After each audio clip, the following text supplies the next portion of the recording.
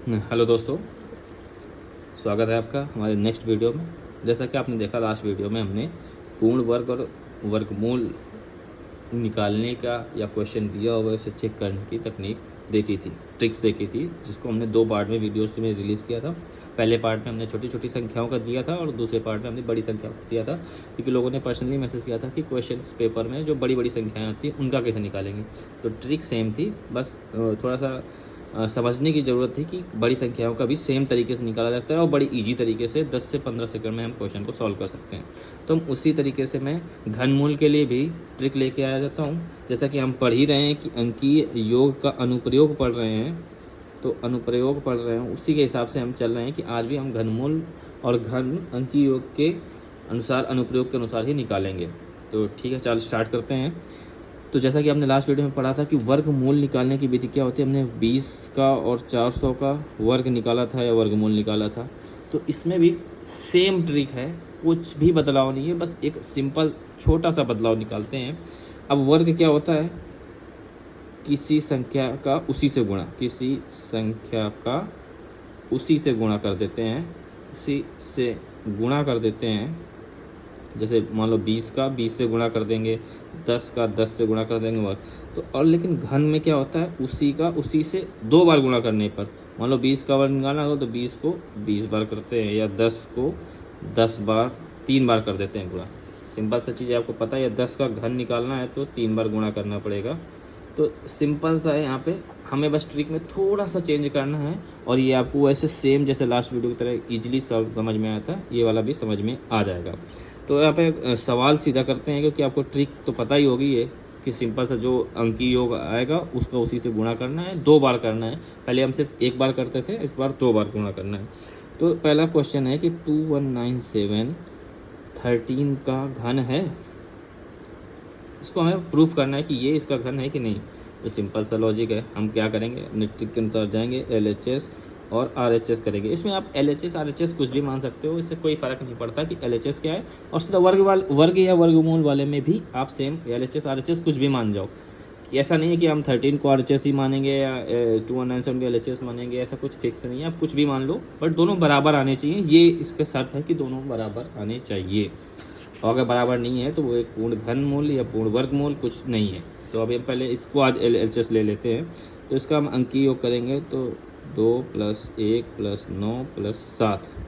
तो इसको करेंगे तो 2 1 3, 9 3 12 और 7 19 आ गया।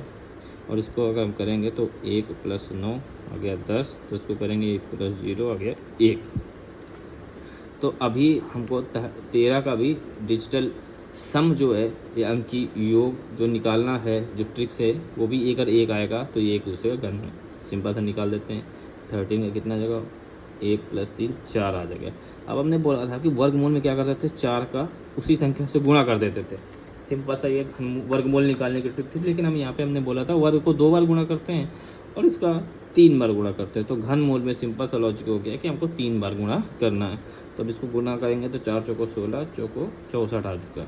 और 64 का फिर से हम निकालेंगे तो 6 + 4 और आ गया 10।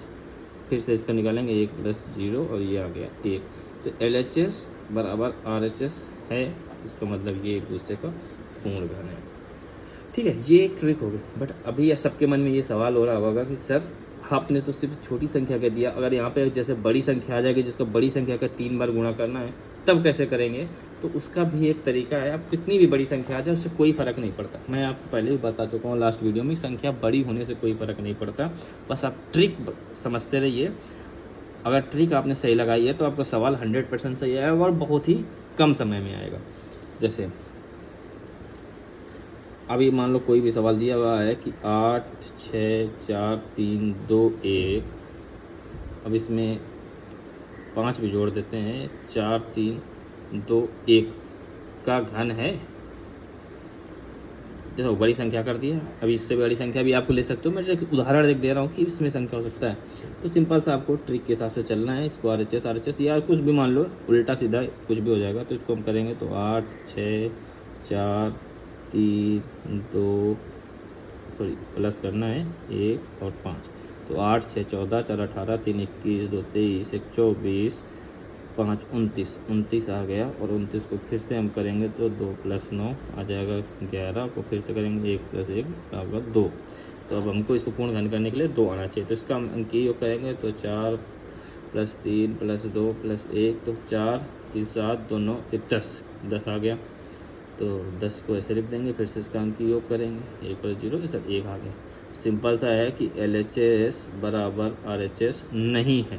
देखो LHS बराबर RHS नहीं है, और अगर LHS और RHS नहीं है तो ये एक दूसरे के पूर्ण घन या वर्गमूल नहीं हो सकते। देखो फिर से मैं आपको बता रहा हूँ, ये पूर्ण वर्गमूल नहीं हो सकते। कोई भी संख्या हो, अगर आप कोई भी संख्या देख रहे हो जिसका अब कुछ भी निकालना हो, तो आपको क्या करना है, सेम ट्रिक अपनानी है, और सेम ट्रिक अपना के आपको सवाल सॉल्व करना है। संख्या कितनी भी बड़ी हो उससे कोई मतलब नहीं है। अगर दशमलव में भी है, जैसे हमने वर्गमूल ने बताया था, चाहे वो दो संख्या दशमलव में हो चाहे नॉर्मल संख्या हो, अगर आपको घनमूल वर्गमूल निकालने हैं तो आपको सेम